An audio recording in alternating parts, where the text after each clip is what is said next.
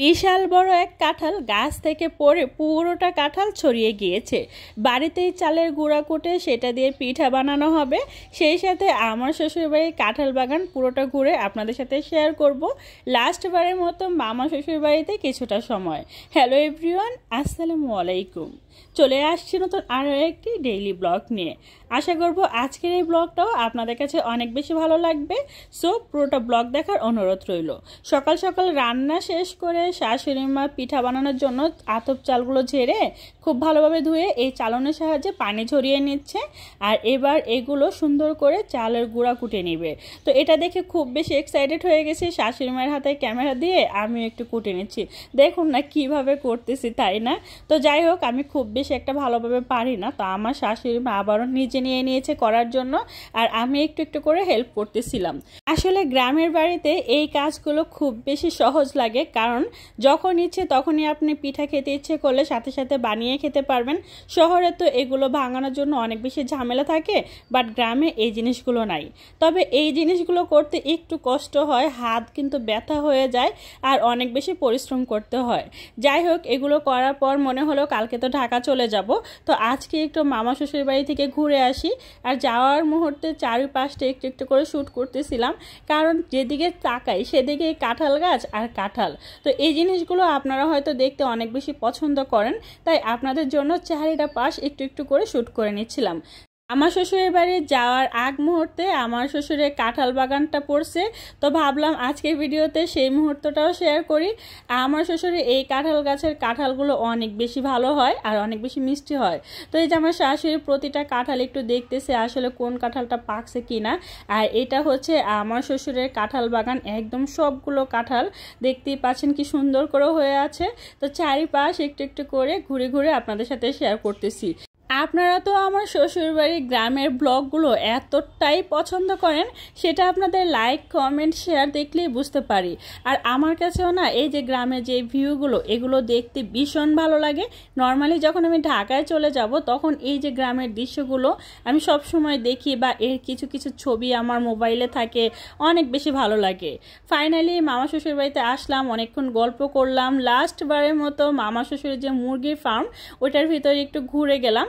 আর এই যে এই বুড়ার যে কাজগুলো সত্যি আমার কাছে ভীষণ ভালো লাগে।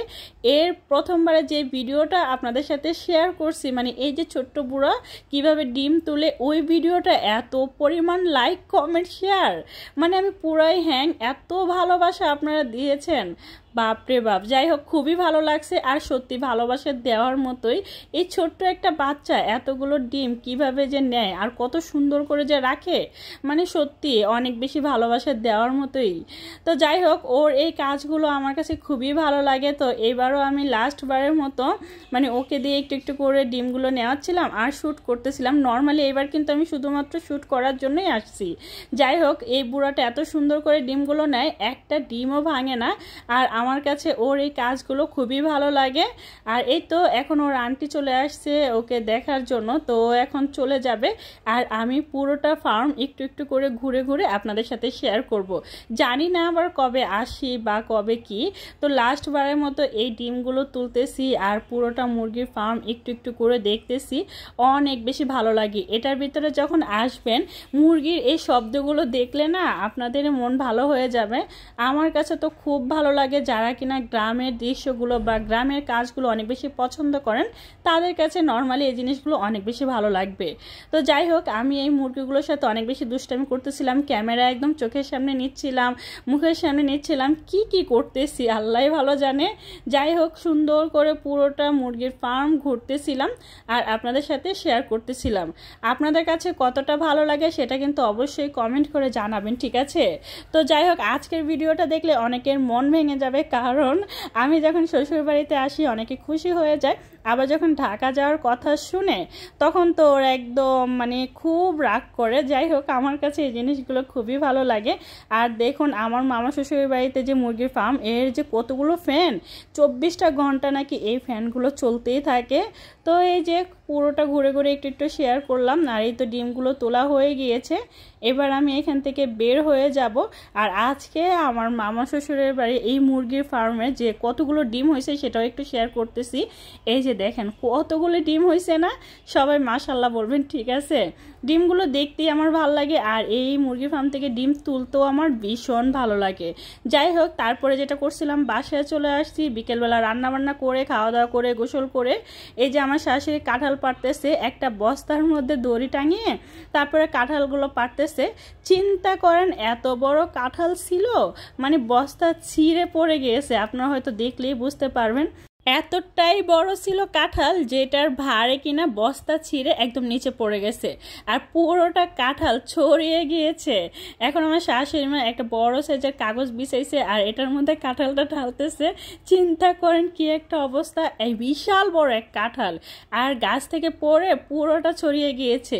এত বড় একটা বোল, এই বোলটা পুরোটা ভরবে এই কাঁঠাল, শুধুমাত্র এক পাশের, আরেক পাশ তো একদম পুরো লেটাপেটা হয়ে গিয়েছিল। যাই হোক, আমার শাশুড়ি মা তুলতেছিল আর খুবই রাগ করতেছিল।